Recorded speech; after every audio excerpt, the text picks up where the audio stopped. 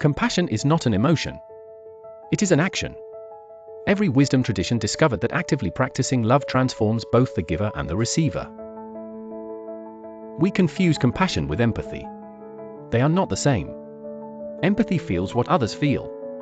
Compassion responds to suffering with the determination to relieve it. Empathy alone can paralyze. You absorb the pain without knowing how to help. You drown in feelings that belong to others.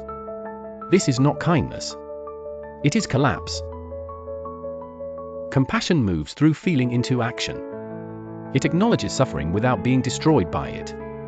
It asks, what can I do, not just how can I feel? The Buddhists developed this into a precise technology. They called it tonglen, taking and giving, a practice that reverses every instinct you have. On the inhale, you breathe in suffering. Not avoid it. Not push it away. You breathe it directly into your heart. This violates every self-protective impulse. On the exhale, you send out relief. Healing. Whatever the sufferer needs. You become a transformer of pain rather than a transmitter of it. This sounds dangerous. Western psychology might call it codependency. But tonglen operates differently. You are not absorbing suffering to keep it. You are transforming it. The practice assumes your heart can handle more than you believe. That awareness itself can metabolize pain into compassion. That you are larger than your fears.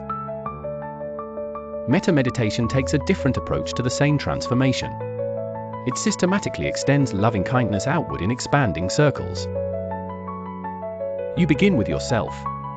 May I be happy. May I be healthy. May I be safe. May I live with ease. This is not selfishness.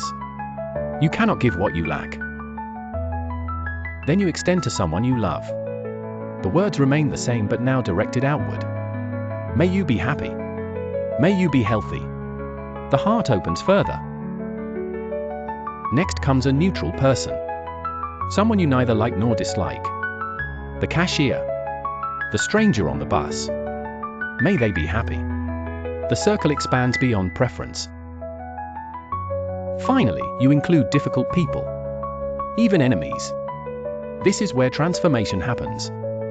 May they be happy. The heart that can wish well on adversaries has been changed. Neuroscience has confirmed what meditators discovered centuries ago.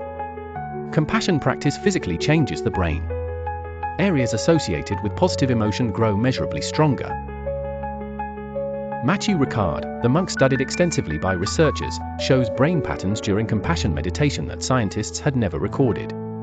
Compassion rewires neural architecture. But there is a shadow to this practice.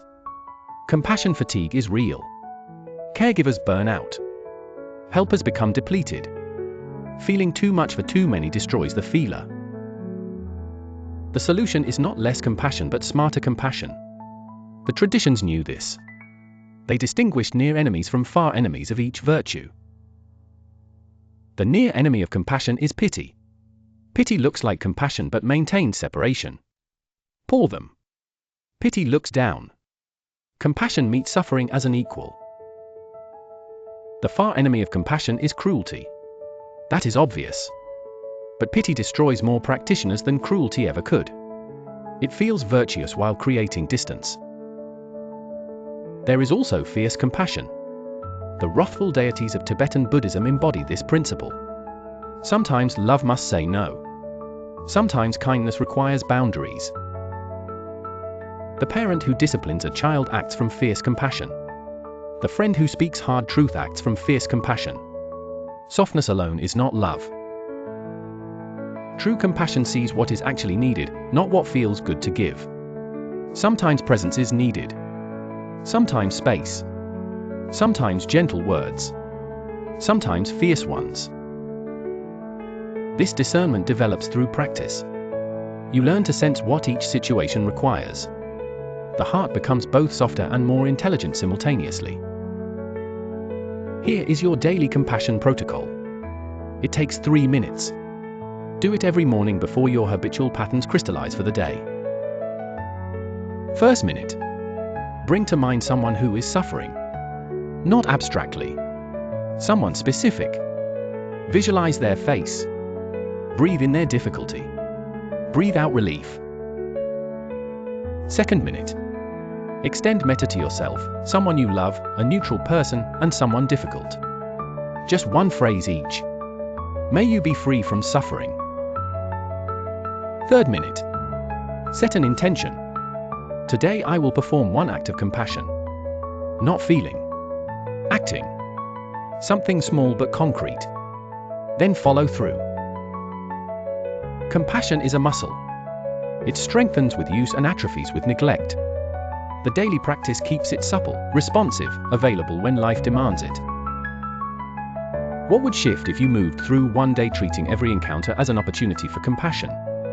Not performing kindness but actually feeling it. Then acting from it. If you are ready for systematic compassion practice integrating mind, body, and spirit, visit maaoot.org. The heart opens through practice. Yours is waiting.